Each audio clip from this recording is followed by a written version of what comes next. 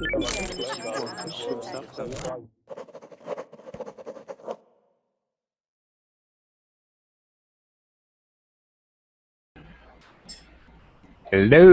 welcome to Verbling. I am teacher Oakley, and today's class, actually, today's Monday, and I am beginning a series of classes in which we will talk about, this week, IELTS writing. I'm planning on having a series of classes at this time regularly to discuss various aspects of IELTS. This week we'll cover writing, and then we'll look at reading, speaking, and listening in subsequent weeks. So today I will be giving an overview, a little bit of a general overview of IELTS, as well as more specifically an overview of the IELTS writing test, what to expect, how the test goes, and maybe some basic approaches and things that you have to know and things that you should be studying as you prepare for IELTS in general and specifically the IELTS writing test. Okay, so what is IELTS? IELTS is the International English Language Test, which is a test which is made by Oxford, Cambridge in England to assess English speaking ability, and this is used widely throughout the world to determine your English speaking level. And you take this test in order, for example, if you want to get a job in Australia, they may require you to pass, to take and pass a certain level of the IELTS test to even get a work visa, for example. Or to go to a university in any English-speaking country, you may be required to take an IELTS or perhaps a TOEFL test in order to get into the university.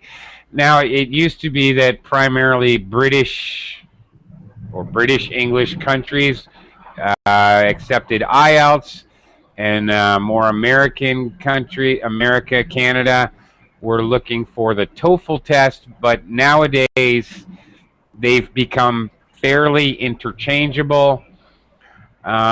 Usually you can take either TOEFL or IELTS. However, if you're planning on getting a job in another country, an English-speaking country, or going to university in an English-speaking country, then you should find out what your particular job or university requires. And also, of course, you need to figure out what score they required, because you need to know what your goal is. Okay, IELTS and TOEFL similarly have 4 categories, the 4 basic skills you're going to be tested in: reading, writing, speaking, and listening. So you will be given a score in each of those categories. Same thing in TOEFL, by the way. And these scores will be averaged together, and you will receive your overall IELTS or TOEFL score, and that way they work the same way. Okay. I'm going to say hi to some of you guys and ask you a little bit about if you're planning on taking a TOEIC or TOEFL test. Hello, Raphael. Hello, teacher. I'm doing well, listening to your class. Good. Glad to hear it. Raphael, I have a question. I need your help. Yeah. Today, it's another day in the Philippines summer, so it is very, very hot. Yeah. And I'm running the air conditioner in my room as I'm teaching class. Can you hear the air conditioner? Is it loud? Is it disturbing? No. Are you No. sure? Yeah. Perhaps Okay. a little noise, but no. I think it's from the chat room. It's from another guy. Oh, okay. All right. No noise. You look better in the beach, on the beach. On the beach, I look better. Yeah, I'm back in my hometown in the city, and it's hot. So I have, I've been. My wife keeps yelling at me. I've been trying to not use the air conditioning because I don't want to create extra noise when I'm teaching verbling. But I don't know. I can't take it anymore. We can't listen. There is no noise from you. Great. Thanks. You can enjoy your cold atmosphere. Thank you. Oh, great. Thanks. So, Raphael, do you have any future plans to take an IELTS test or TOEFL test or anything like that? I am very old to take exams. I only want to enjoy with you and learn English and no more. But it's a good idea. Perhaps in 10 years more, if I... In 10 years? Okay. Alrighty. Okay. In any case, I'm doing a couple of basically courses every day. I'll be doing IELTS writing for this week, and then another topic, maybe speaking or reading next week. In any case, today, Monday class is just an overview talking about the test. But then we'll be talking about actual writing skills and vocabulary, structure, methodology, all those kinds of things through the rest of the week. So you're welcome to join the class. The rest of the week will be much more instructive for you, I think. But okay, and anybody else who wants to join the class, I would say the same thing. Even if you don't have plans, if you do have plans, then I really recommend that you join me and take the class. Hello, Juan. Juan, are you there? Hello, teacher. Hi, how are you? Nice to see you. Well, thank you. Nice to see your black screen. Just kidding. So Juan, do you have any plans to take an IELTS test or other English-speaking assessment test? No, I don't have. Okay. All right. Well, then, same thing that I told Raphael. Okay, you might find today's class a little not that exciting because we're going over the structure of a test. Mahmood. Hi. Hi. Hi again. I forgot what you told me. I think you've told me before, but are you planning on taking an IELTS test or TOEFL? Yes. I'm planning on taking IELTS. Okay. Well, then you're in the right place. Terrific. Mahmood, have you taken the IELTS test before? No, this will be the first time. First time. Okay. Yes. All right. Thank you. That helps a lot. All right. And Nemo. Yeah. How Hi. are you, Oakley? Good. How have you been? Yeah, I'm fine. How about you? Pretty good. Okay. Yeah. Nemo, do you have any plans to take an IELTS test? No, for now I don't have any plans, but maybe in the future if I have a job that requires me to have a test, I think I will. Okay.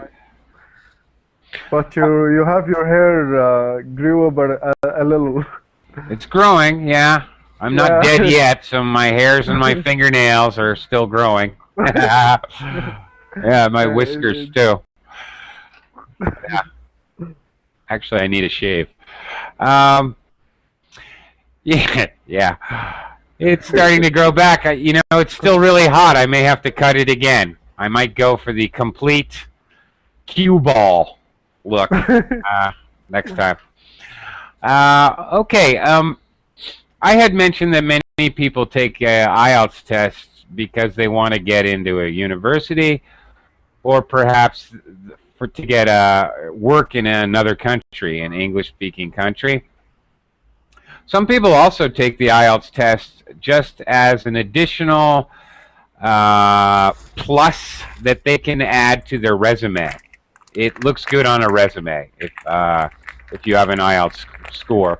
Most HR departments would understand what that is if you have an IELTS score or TOEFL score. So it can also help if you're ever in the job market. Okay, what are you looking at when you go to take an IELTS test? Unlike TOEFL IBT, in which you can sit at your computer, as long as you send the money, you log in and you can take the TOEFL test anywhere. It's an online test. The IELTS test, you have to go to a testing center, and you have to schedule an appointment. Most places, they're on the weekends, and it always follows the same order. It always starts in the morning, and you take a listening test. Then after listening is reading, then writing, and then speaking is the final test. Sometimes speaking is on the next day. Sometimes it's the same day. It depends on the specific testing center that you go to. It always starts early in the morning, and the very simplest first IELTS advice I will give you: the night before the test, don't stay up all night studying. Mahmood, don't. Get a good night's sleep, and also eat a big breakfast, because they don't give you any time between these tests. Listening test is 40 minutes, and then reading and writing are each 60 minutes.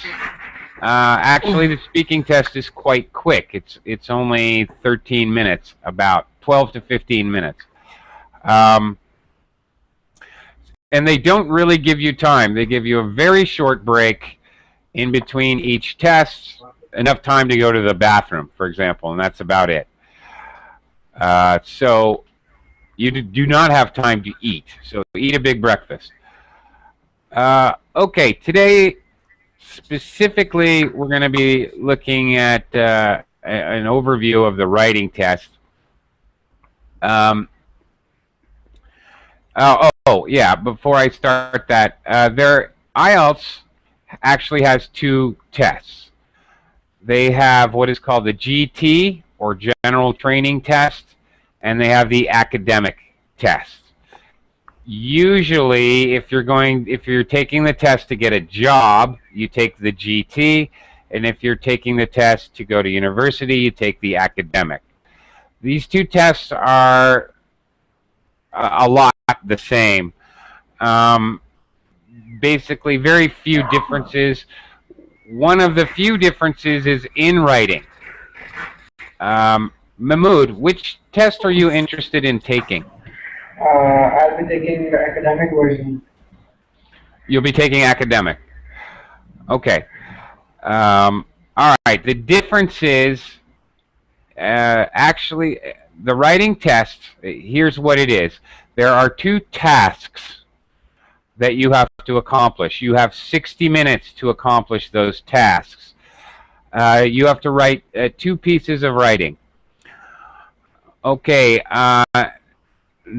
number 1, in the GT test, for any viewers out there, general training, you're going to be asked to write a letter to a business or to a company requesting information, lodging a complaint, asking for product information, something like that.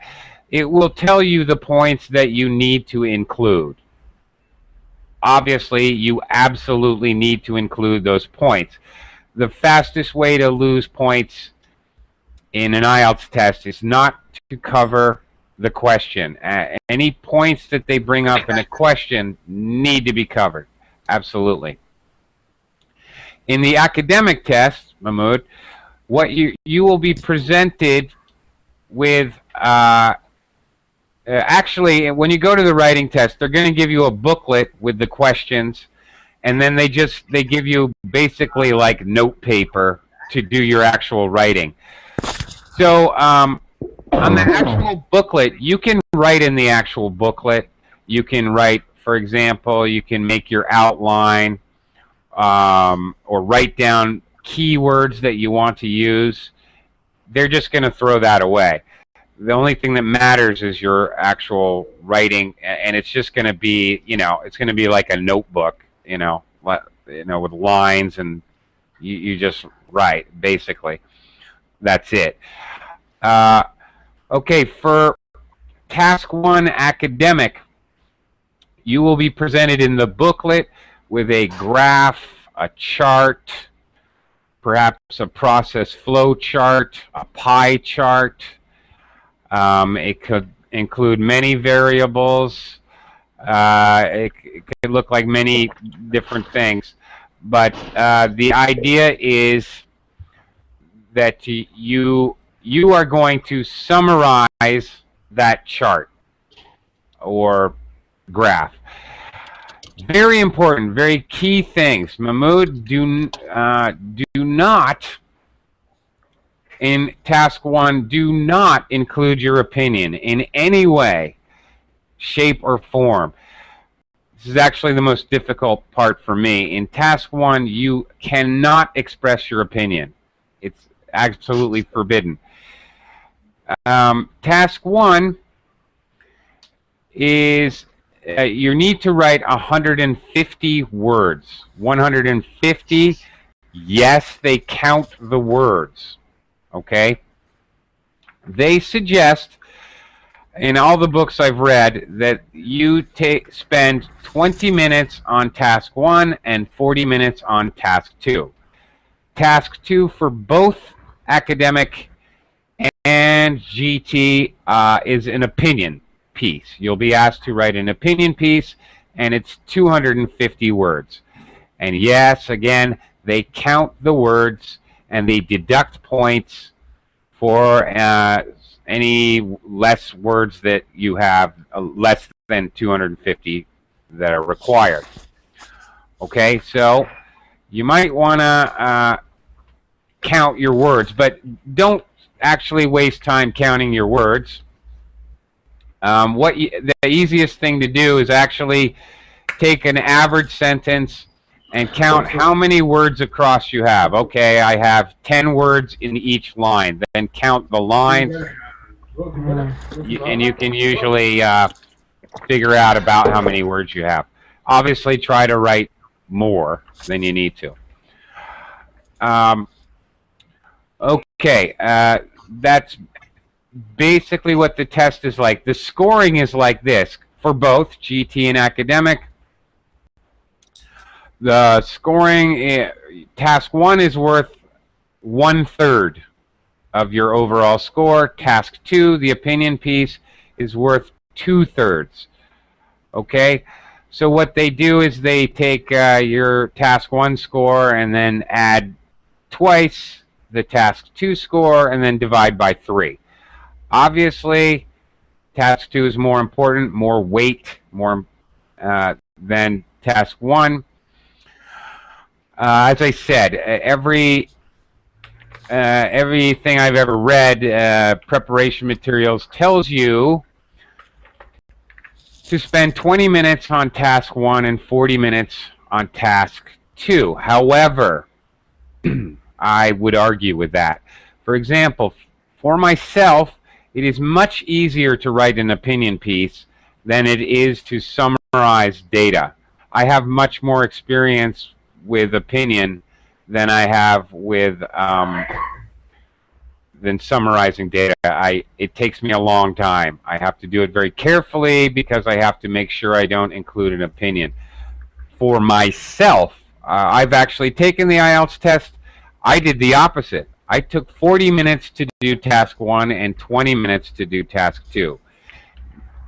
You have to practice doing both and see what your timing is like to help yourself understand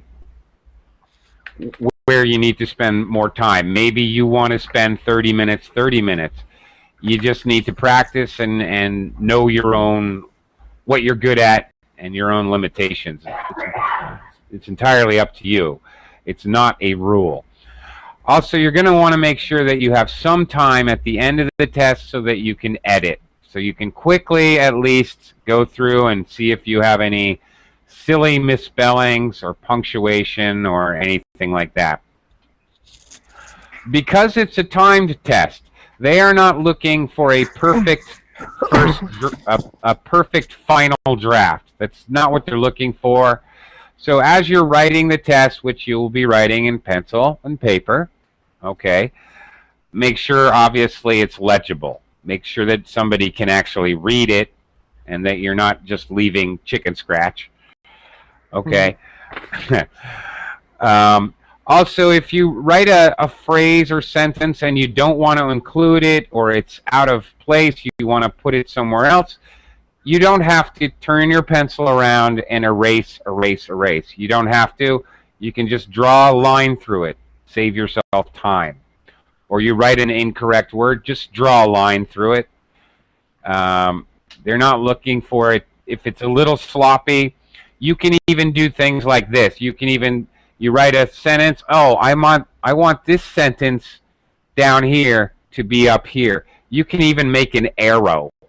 You can draw an arrow where you want the sentence to be.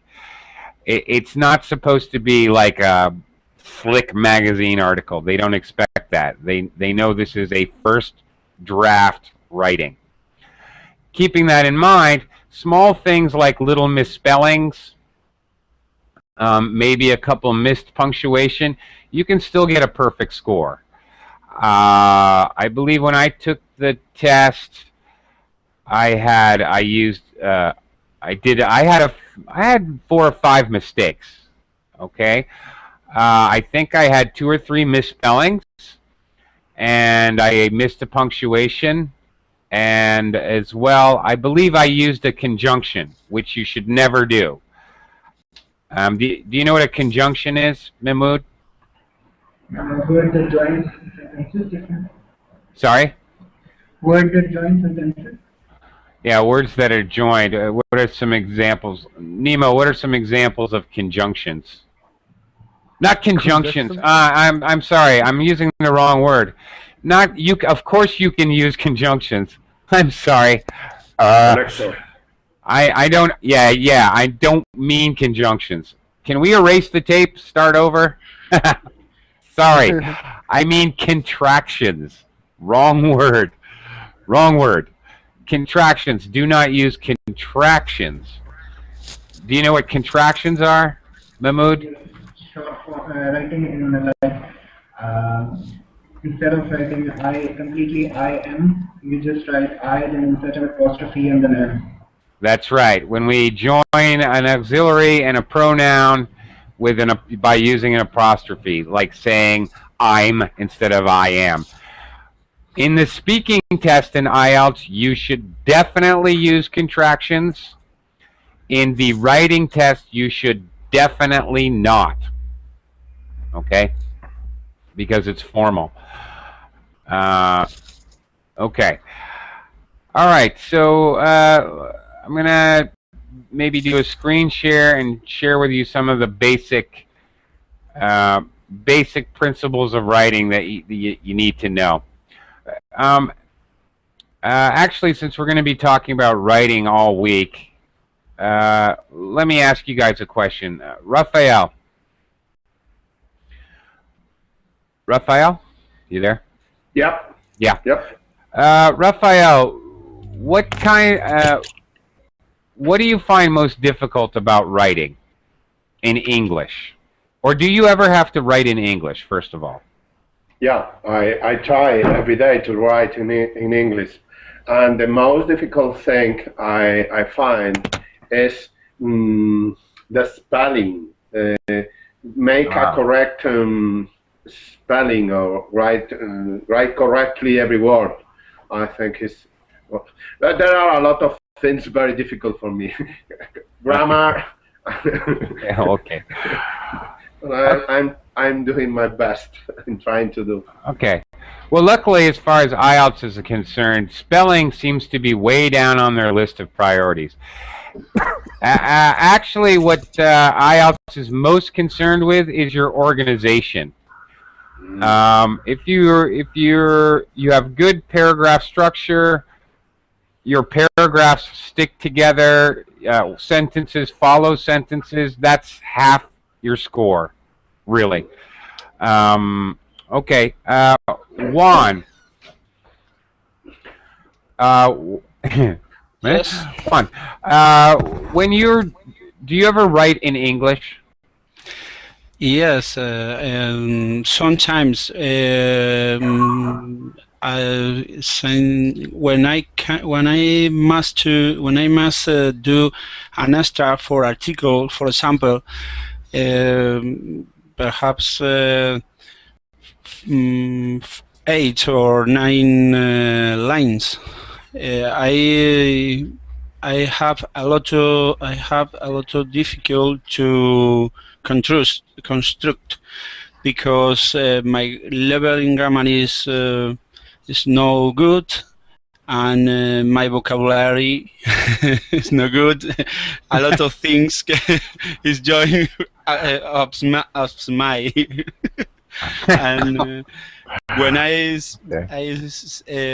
give the test for a person who can to write better than me, for there are a lot of wrongs.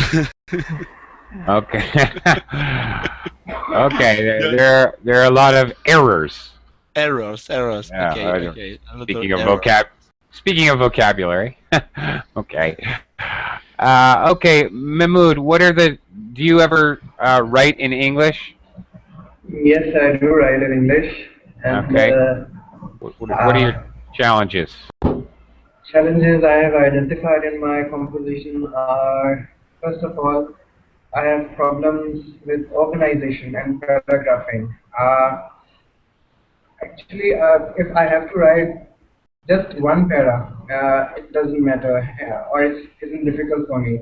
But composing multiple paras and then maintaining coherence and of the overall passage, it is a bit difficult for me. Secondly, I have an strange affinity for using abstruse words, very hard, very, I may say, big words. I do not do them intensely, but they just come up in my writing, and they make what I write a bit difficult. So these two are most challenging for me right now. Okay. Okay, well, this week, as I said, one of the most important things is organization, and we're going to work on that a lot this week, actually. Because it is ridiculously important, because the scoring for writing, which we're going to talk about more tomorrow, basically there are 3 things they're scoring. Task fulfillment, meaning are you doing the task required? Are you following the instructions, giving clear and accurate information, and do you cover all the key points of the task? Also, coherence and cohesion, which is simply organizing into paragraphs. Maybe we'll talk about that a little bit. And the third thing is vocabulary and grammar. So you can kind of see, you guys are talking about vocabulary and grammar. Actually, that's not really the most important. That's only 1/3 importance in as far as IELTS and scoring. Nemo, do you ever write in English? Not much. Just chatting. Just what? Just when I am chatting with my friends. Chatting? Oh, okay. Yeah. So you don't do So, that much sort of formal writing, business writing or no, academic. right now I don't. Okay. All right. Okay, I'm going to do a little screen share with you guys. Some of the, just overall, again, today's an overview. Some of the basic things that you should be doing when you're writing, whether it's GT or academic, it doesn't really matter. Some of the basics. Okay, hang on a second. Let me,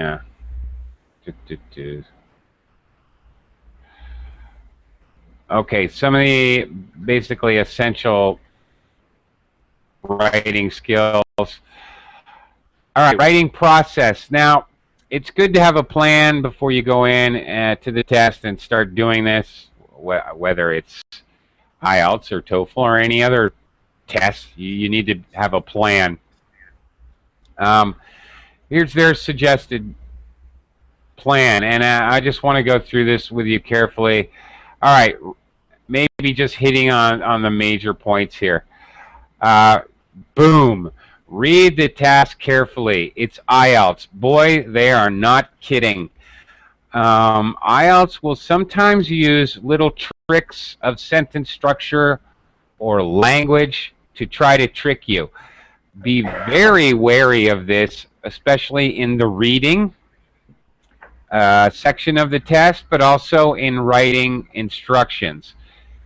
I would always recommend anyone taking these tests should read the question or read the task at least twice. At least. Make sure you know what you're doing. Really, because that's 1/3. If you remember, task adherence or task completion is 1/3 of your score. If you go off topic or you're not answering the task, you just dropped 1/3 of your score. So IELTS is scored on bands 1 to 9. So think about it. You go off topic, you automatically drop to band 6, even if you are absolutely perfect in every way. Okay. Next process, brainstorm and note down your ideas.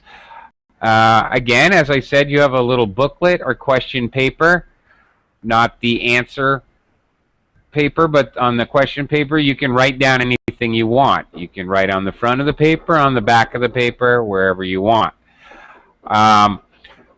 Okay, as you're brainstorming your idea, for example, let's try a little exercise in brainstorming.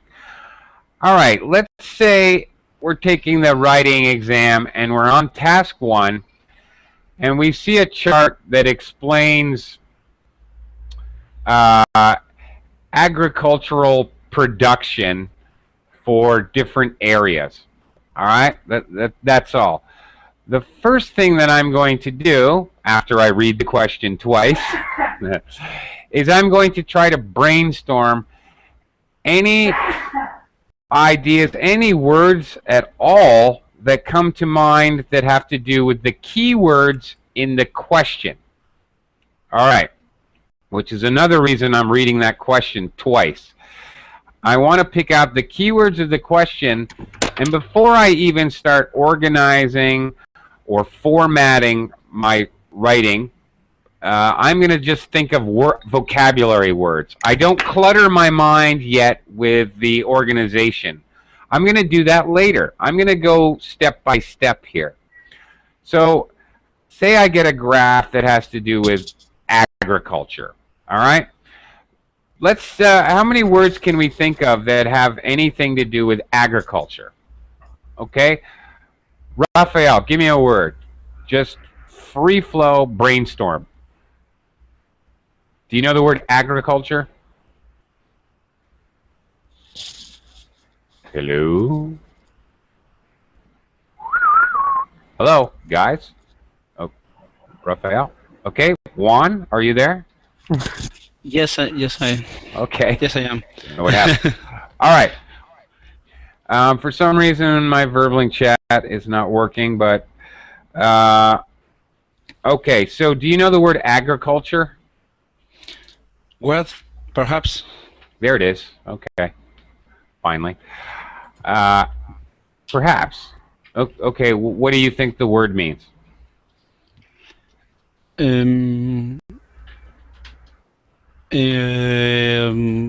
Cereal or Not quite. Agriculture, basically, all right, I'll give you your first brainstorm word, is a big word that just means farming, growing things to eat. Okay, so what's a word? All right, Nemo, farm, good. Juan, what's a word that related?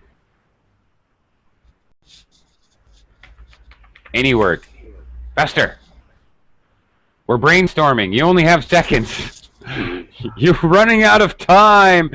It's a timed test, so we need to think of things as fast as we can. There you go. Good. All right.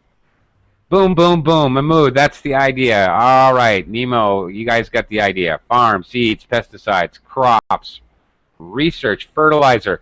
Start writing down words as fast as you can. Just free flow. Because when you start to organize, you'll start to forget these words. Trust me, you will. Another way to do this brainstorm is, okay, we're talking about agriculture. What is the process of agriculture? How does farming work? If you're trying to consider brainstorming vocabulary, Raphael, farming, how does it work? Yeah, but I can't remember right now many words about this issue. It's too difficult for me. Nemo is doing very well. Yeah, Mahmood is doing well. Actually, Mahmood is the one person who's serious about this test, and so I'm glad to see he's doing well. That's exactly what I mean. Quickly think of many ideas, which he's doing. But another way to do that, and it also helps to stay organized, is sometimes when we're trying to think of a word or words related, think about the process. You know, so agriculture, you might think, okay, seeds, plant. Not only nouns. Think of verbs. Actually, in speaking or writing, using more verbs and less nouns, it makes your writing more exciting, I guess. So also try to think about words. Wow, Mahmood is actually kicking butt here. Okay, very good. Wow. There is one inundation about words about agriculture. Yeah. We are inundated. We are invaded, and that's great. That's what I wanted. That's what I was trying to get you all to do, but Mahmood took over, which is fine. Good for you. Anyway, another suggestion you might talk about is, what is the process? So you have all agriculture. You start thinking about planting, seeds, plow the field first. Actually, you need to fertilize. You need to use pesticides, or maybe weeds, or invasive plants, or thinking about anything that has anything to do with it, genetically modified foods, anything, everything, different kinds of foods, crop rotation. All right. And if you think about process, then you can, planting, then adding fertilizers and pesticides, irrigation, watering. Yeah, okay. Now harvest, yield. All right. So sometimes that helps you to brainstorm ideas. Okay. Let's try another one. What if you're looking at a chart that is a chart of the gross domestic product, or GDP, of several countries. Whoa. GDP, what kind of words can we think of? Raphael, can you give me one? Money. Money. Money production. Air balance, withdraw money, foreign exchange. Nothing.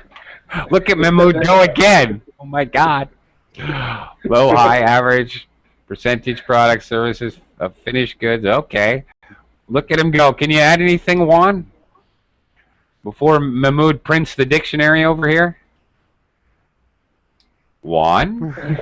Yes, my mind is going blank now. Blank. Okay. Today is Monday and Money. Okay. Can you think of any, Nemo? Gross domestic product. What could be related? What's the meaning of gross domestic? Gross domestic product means the net worth of a country. How much money is a country worth? Everything, all products and services sold is the gross domestic product of the country. Okay. So, think about bigger words too that you might actually use in your writing, like economy, exports, imports. Yeah, words like mine case. Tourism. Okay. Tourism. Oh, okay. All right. Different parts of an economy. Right. Sometimes we can break it down. All right. What are we talking about? GDP. We're basically talking about a measurement of economy. So, what are parts of the economy? Right. Okay, Nemo. Actually, you're hitting on the idea. When we're brainstorming, then we can start thinking about breaking down the big idea, economy. Oh, okay, different industry. Very good. Industry, services, products, and tourism. All right, great. That's the idea. How to break things down and brainstorm vocabulary, which is the first thing you're going to do. Now, depending on if you're doing general training or academic, you're kind of going to need different vocabulary. For example, general training, you're writing a letter, so you're going to need letter writing vocabulary, things that you write in letters, like, which we'll talk about a lot tomorrow, dear sir, dear madam. And I'm words like requesting or using modals. Could I please ask for some information? Might I receive? We use modals when we're trying to be polite in business letters, for example. If you're doing, for example, if you're doing task 1 in academic, you're going to use a lot of comparison vocabulary. What am I talking about? Comparison vocabulary. Words like, well, lower, higher, falling, rising, rising prices, falling prices, remain stable. Phrases and words that we use to describe how things compare to each other, because that's what we use charts and graphs for. Okay, but we'll get more into that as the week goes on. We're definitely going to look at a lot of vocabulary specific to these tasks in IELTS writing. Okay. Now, going back to organizing, brainstorming. All right. Plan your essay. Now, great. Now, it's up to you. Frankly, it's up to you if you want to actually write an outline. Mahmoud, do you write an outline when you're writing? Yes, I do. You do? Because it gets messy if I don't try to outline my essay or a paragraph. Okay, so you're more comfortable making an outline when you write. Yes. Okay, well then I highly suggest you do a quick, and by, and I do mean quick, because everything's timed. Then I would recommend that you do a quick outline of what you're going to do. It's different for different people, so people outside viewing, look, it may not be the same for everyone. For example, for myself, I struggle more doing doing task 1. I need to write an outline for task 1. Opinion piece, I can just do it. I can just write it. Just keep it in my mind, and I know the paragraph structure. Once I figure out paragraph structure, that's all I really need. I need a very basic outline. Okay, plan your essay. All right, what you're thinking about is the groups. All right, now they're saying this stage, all of these things, the reading the question, brainstorm, plan your essay, should not take more than 5 minutes in task 1, 10 minutes in task 2. Again, that depends on how you break down your own timing. So 5 to 10 minutes to do this. You should start writing the actual piece in 5 to 10 minutes. So you should be spending some time to plan. When it says plan your essay, what we're talking about here is very basic and something you should always use any writing. Always use basic paragraph structure. Now, what I'm talking about, does anybody know what I'm talking about? Paragraph structure in writing. Yes. Yeah? Okay. Mahmood, what am I talking about? A basic paragraph structure, I think it starts with a topic sentence, then you have the main idea, and usually the sentence ends with a conclusion of the main idea. Okay. Yeah, basic. If you're writing one paragraph, all right, you're going to have a topic sentence with the overall topic and maybe what's called a controlling idea. Okay, the main topic is pollution, but I'm going to speak about pollution in Manila. There is a severe problem with pollution in Manila. Okay, topic sentence. Then I'm going to give my supporting sentences in the middle. You can think of it as a hamburger, where the top bun is your topic sentence and the bottom bun is your concluding sentence, and in the middle is all the good stuff. The meat and cheese and tomatoes. Okay, in the middle are the supporting sentences. That's basic paragraph structure. We expand this basic paragraph structure no matter what we're writing. All right, it doesn't matter what we're writing. In IELTS, if you're writing 150 or 250 words, for example, not so much letters in the GT. Letters are different. Each point, you don't really have to worry about paragraph structure so much. Each point, you can just start a new line with a space in between. That's how we write emails and so forth. With academic writing, you have to be much more concerned. Expand that one paragraph idea. So, for example, in academic writing, task 1 or task 2 makes no difference. You have your overall introductory paragraph.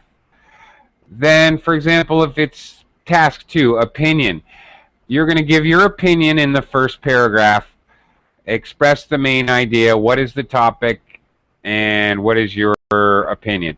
Then paragraph 2 and 3, or even 2, 3, 4 are supporting paragraphs. You're going to take each of your reasons, reason 1 in the first paragraph, and then give any examples that you can think of. And then next paragraph, reason 2, same thing. Reason 3, if you have 3 reasons. And then you're going to conclude, concluding paragraph is going to be the final summary and restating your opinion. Pretty simple. But when it comes to doing it, for example, when you're summarizing a graph, you have to figure out, you have to look at the graph, for example, in task 1, and you have to figure out, how can I break this into paragraphs? That's after a quick brainstorming vocabulary. That's the next thing you're doing in task 1. You look at the graph or chart or whatever it is, and how can I break this up? If I have to break it up into 2, 3, 4 pieces, how do I do it? Sometimes it's very apparent, it's quite obvious and pretty simple, actually.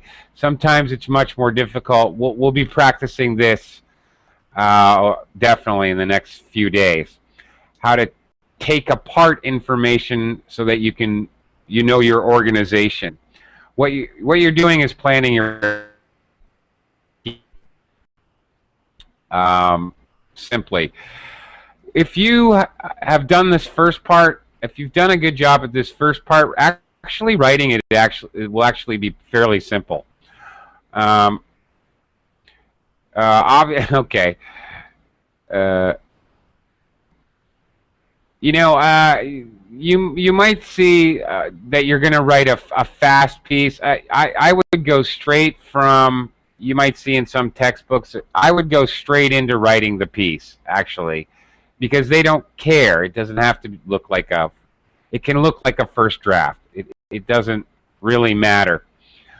So write your piece, you know, referring back to maybe your vocabulary words that you brainstormed, keeping in mind your, again, quick, fast outline, get an idea of how many paragraphs. I mean that's basically it. Know how many paragraphs and what's going to be in each paragraph before you start writing. Start writing, and then of course, hopefully, if everything goes right, you're gonna finish in time so that you can do a quick review. Okay. So your quick review, I already told you. When you're doing your review, you should be checking at least quickly how many words you have, because they will be checking. They will check how many words. Another quick point, never use more than 3 words in a row from the question or from the instructions. If you use more than 3 words from the question, they will subtract those words. They will not count towards your final word count, and you may actually lose points. They consider that plagiarism. So be very careful, for example, in your topic sentence or topic paragraph, if you're doing paraphrasing, if you're using that technique, rephrasing the question, be careful, study it. Make sure you don't have 3 words in a row that are directly from the question. Okay, so here are things you need to look at when you're, basically you try to give yourself 10 minutes at the end of the test to check these things. Again, answered all the aspects of the task, maybe read the question a 3rd time. Okay, appropriate style and tone.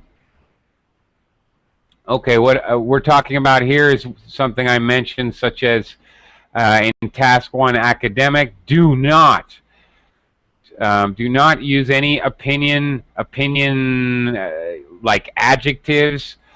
Don't be never use phrases like I think, I believe, what this means is, and then make some kind of inference. All you're doing is relating data that's already there. Very important. Okay, and an introduction and conclusion. Obviously, I just said that. Paragraphing, clear and logical. That's exactly what I was just talking about. Make sure all your supporting points are relevant. Quickly check that your points match the question.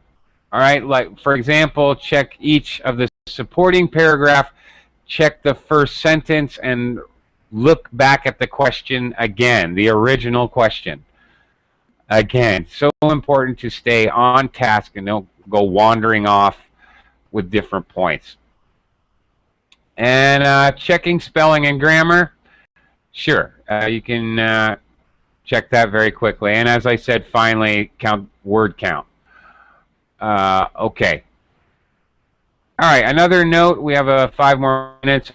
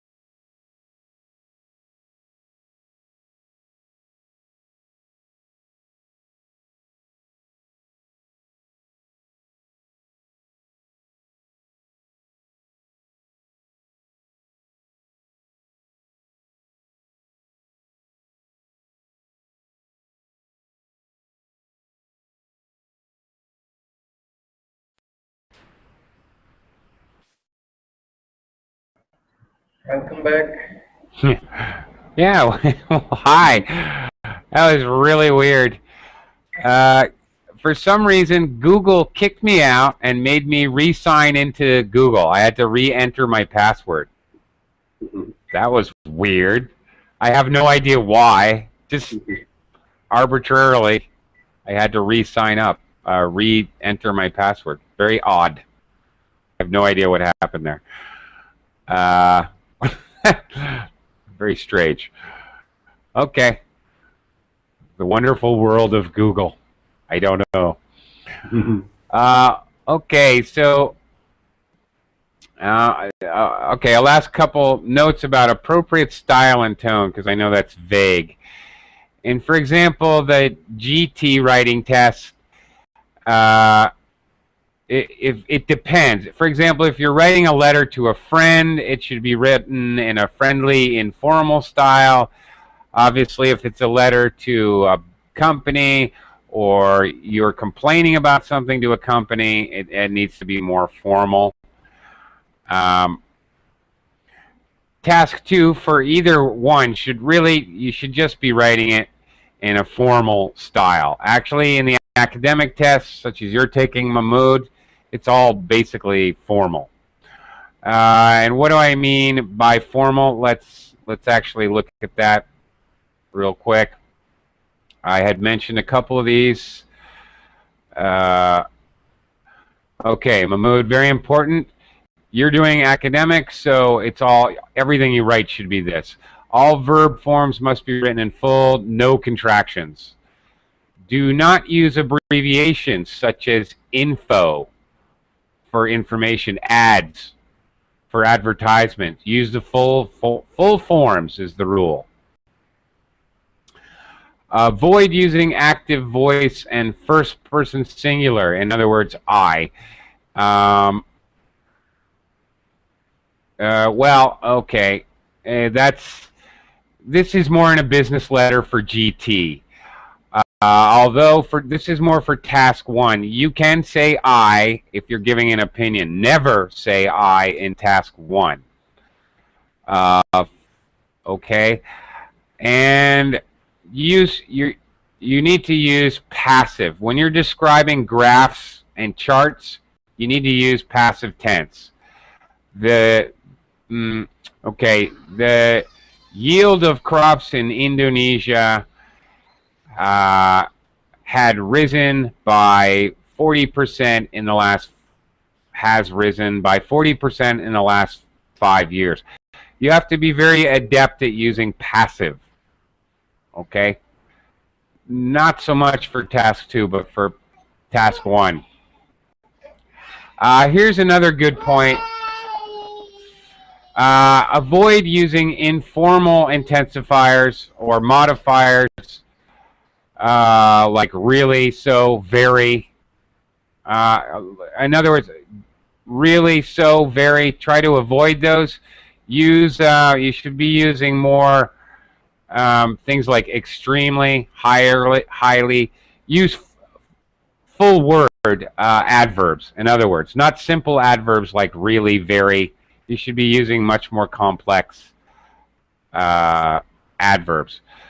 Okay, well, anyway, we'll be covering all this later in the week. Today was just simply an introduction. Hopefully, Mahmoud, I'll see you later in the week. I've already gone overtime, so adios. I gotta go. Bye. Thank you, guys. All right. Bye-bye.